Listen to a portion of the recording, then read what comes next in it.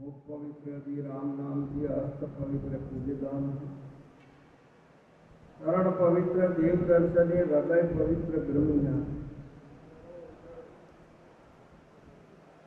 આપણું મુખ પવિત્ર કરવા માટે આપણા મુખનો મનુષ્ય છાયા હોય મનુષ્ય અવતારે ભગવાનનું નામ લેવરાય છે બીજા અવતારે લેવરાતું અને એ જેના મુખનો રામનું નામ જ્યારે ગુરુના વચન પ્રમાણે જેને લીધું છે તેના મુખના યથાભૂત પરમાત્માએ આરોગ્ય છે એ મુખ પવિત્ર છે જેના મુખમાં ભગવાનના નામ સિવાય બીજી કોઈ આવતી નથી આ જગતની કથનીઓ હતી આ બધી વાતો છે ને એ બધી છે એ જ્યાં સુધી મુખ પવિત્ર ન થાય ત્યાં સુધી મુખમાં ગમે તે તમારા રોગ હોય ને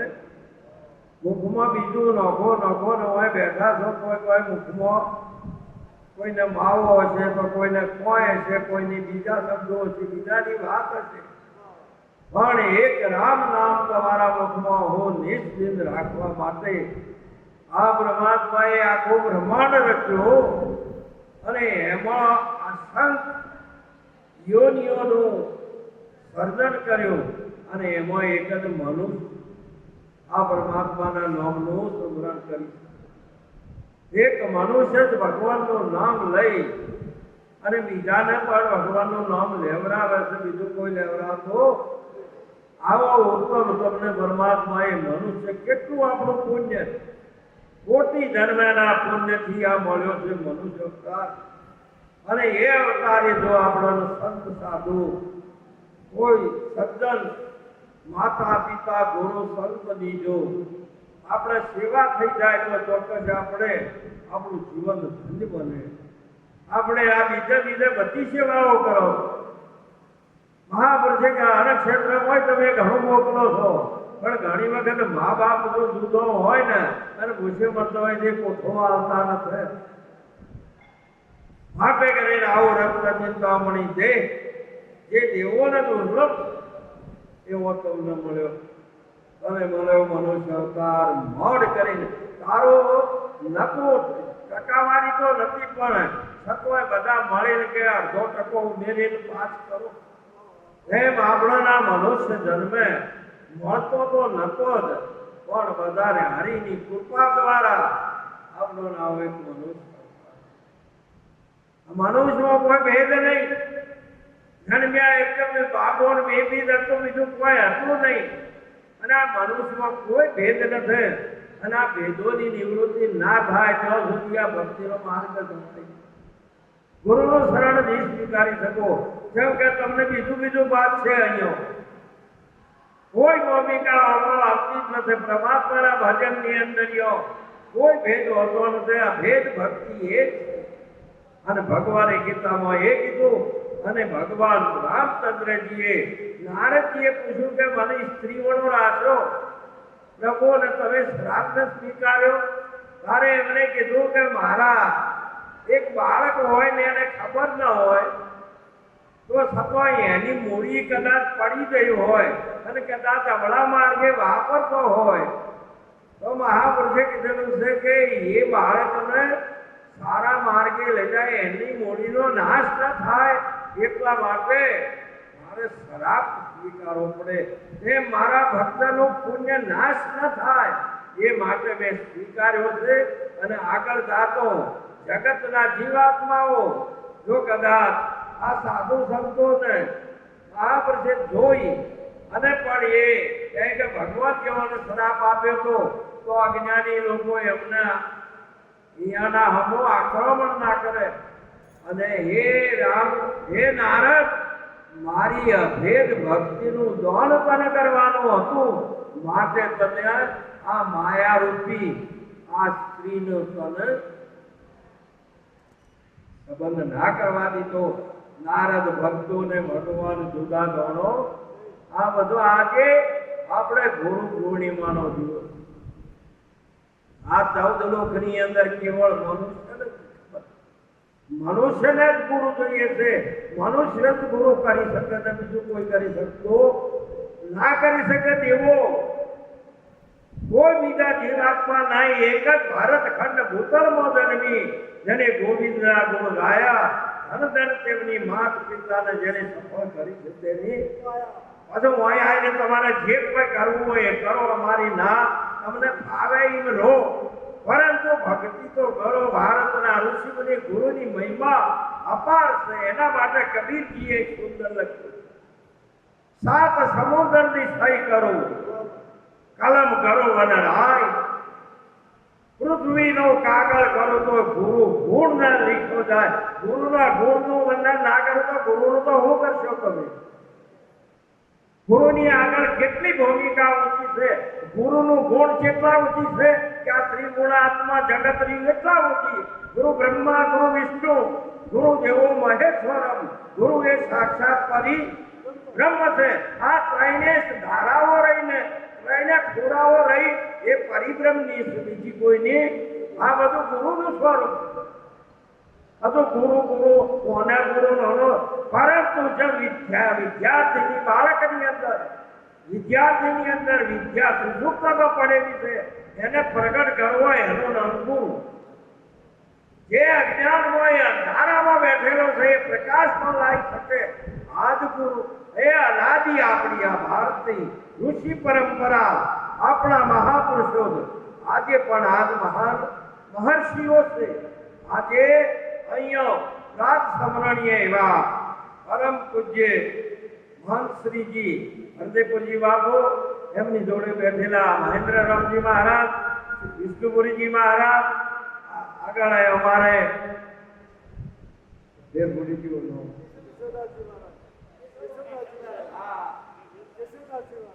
ઈશ્વરદાસજી મહારાજ, તાત્કાલ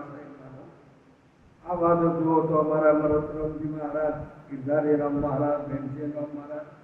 આવા આજે પણ ઋષિ. ઋષિ એટલે શું?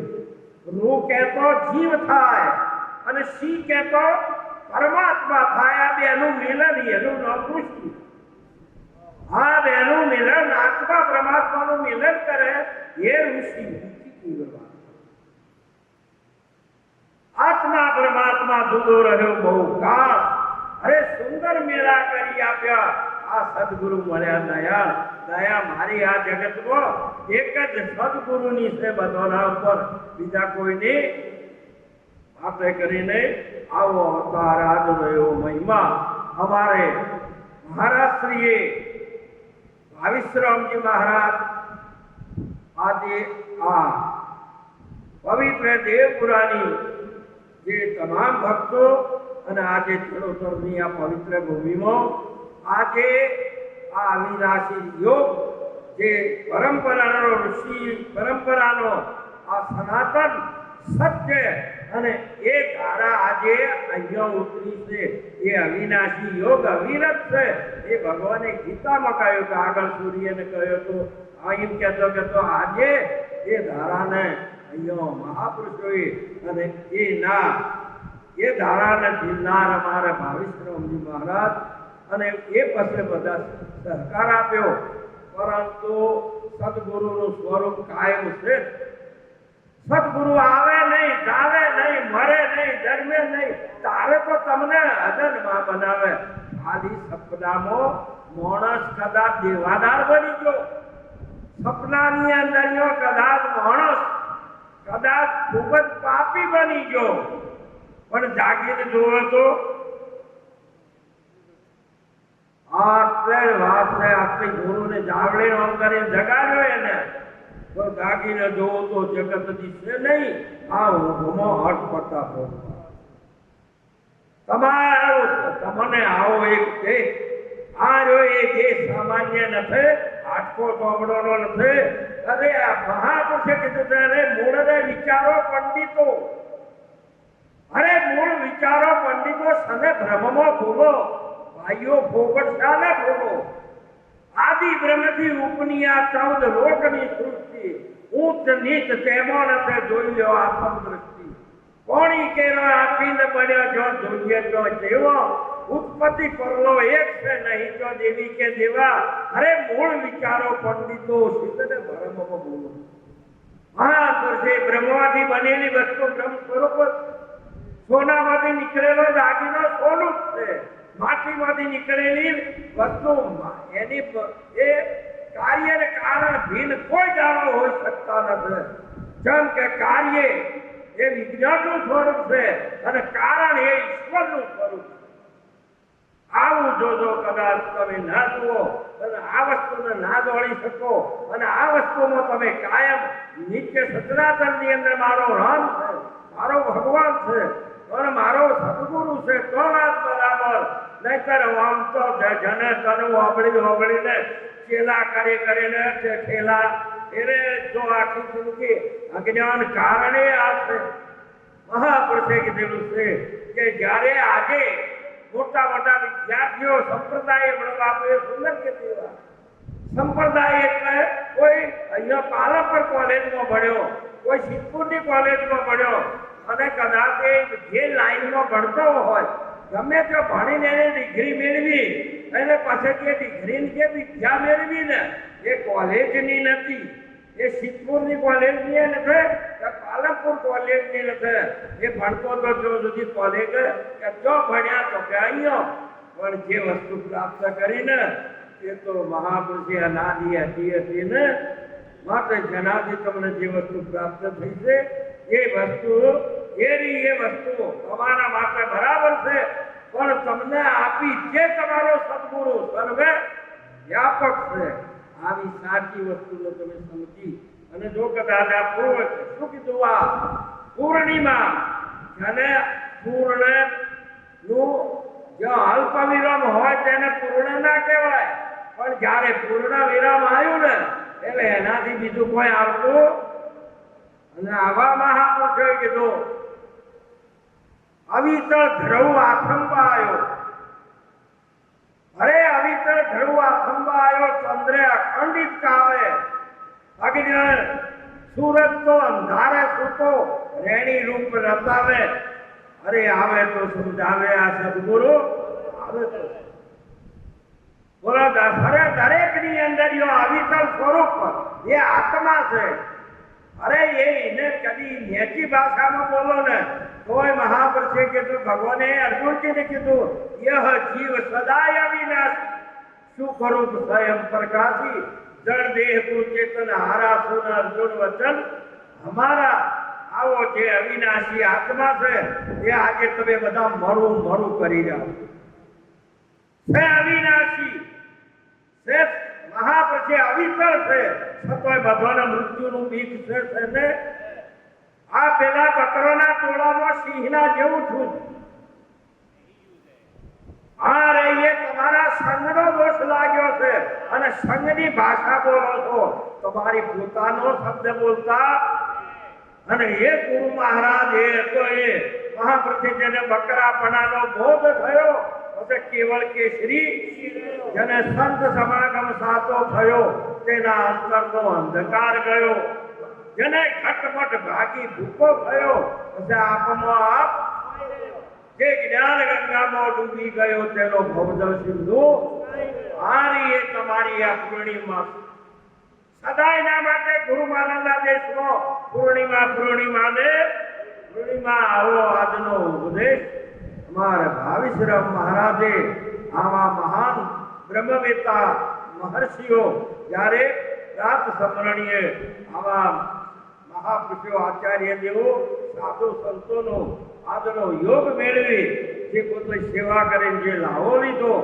આરી એ મહિમા અનાદિ છે. ગાદી અનાદિ છે. ગુરુની ગાદી અને ગુરુ પદ અનાદિ છે અને વ્યક્તિઓ જેટલી જ હતી. આ ભારતની દિલ્હીની ગાદી ઉપર વડાપ્રધાન દરેકનું પદ એનું ઈ છે અને એમાંથી કેટલાય જતા રહ્યા અને પદ તો કોનું તે મહાત્મા જે ગુરુપદ છે જે ગુરુ મહારાજનો મહિમા છે અનાદિ છે ને.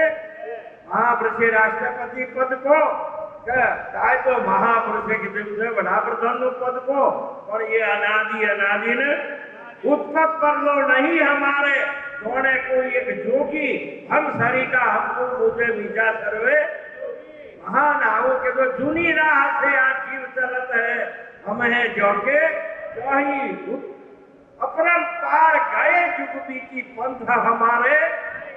महापुरुष कीधुं के हम अनादि और न दूजा पार भये पहचान्या अलग अलग में पूर्ण प्रकाश अखंड ब्रह्म हम जान्या उत्पत्ति परलो नहीं हमारे जोड़े कोई क्यारे जन्म्यो न तो मरवानो महान आवी नित्य ने शाश्वत जे ज्ञान से ये गुरुना शरणमो अमे अनुभव आयो तो एवो अनुभव आयो गोटी वाई ने એ ઉજો એ મોટો છો ને તે જો જુઓ તો બધો ઓબો તો ને લાકડું જતું વાદળો જુઓ તો બધો ઓબાનો પણ જ્યારે એની યોગતા આવી ને પહોંચવો થયો ને તો પછી એ ઓબામાંથી બધા આવડી આવડી કેરીઓ આવી પેલો ઓબો પણ એ ફળ હતો તેમાં ચંદ્રલોકની અંદર આ જે ક્ષય વળ છે આ જગત અને એમાં આ વાત હોય આ મનુષ્ય દેહ રૂપી ફળ આવ્યું છે ભજન કરવું હોય તો કરી લો નહીતર ફરી મળે એવો બીજો બધો તો જમસીમ ઝાડો હોર્યો પણ આ ફળ આવ્યું એ તો લઈ લો બાપુ ઉતારી લો અને ફળ વિશ્વમાં ફરે અને ઓબો હોય નો આ સાચી વાત નથી એમને બાધા ભારે તેને કીધું મન મત દોડ ના કરો પાછા વળો લગાડ ગુરુના જન્મો વચન ઉપર આવો વચન જ્યાં સુધી વચનની ધારા નહીં આવે હમણાં સુંદર બોલ્યા રઘુકુળ રીત સદા ચલાઈ પ્રાણ જાય રો અરે મહાપુરુષે કે દેહમાં વચન એક દીવો તેને સતમતથી નીત સેવો આ ગાયેલું ગાવામાં તો ભોપા ગણાનું આ રીએ વાતને પકડવી અઘરી અભી બોલ્યા અભી ભો તારે બધું સમજ્યા છો અમારો હતા એના જો પરિવર્તન જો ના આવે તો આ હોભળ્યું જ નથી તમે ખાલી આ બધે પેલે આપનાર આખડા જેવા કોણ પછી હોભળેલો અમને કહ્યું ગાયેલું ગાવામાં ભોટા ઘણા વૃક્ષી કહેલું કરવામાં ચિત્ત કરો સંત શાસ્ત્ર ગુરુ માતા પિતા અને આ સજ્જન પુરુષો જે કીધે એ પ્રમાણે તમારું વર્તમાન કરો એમ કીધું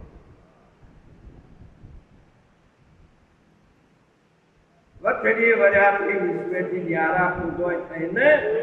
એવો રામકૃષ્ણજી ધડકે જગતમાં પુરાણે દાખલો અરે મૂળ વચનનો મરમ ગુણ જોને હોય રાજા હરિચંદ્રે અરજી પ્રભુ તેની પૂછે ફરે સમજાય તો સતનામ ભાઈ રે જુઓ વચન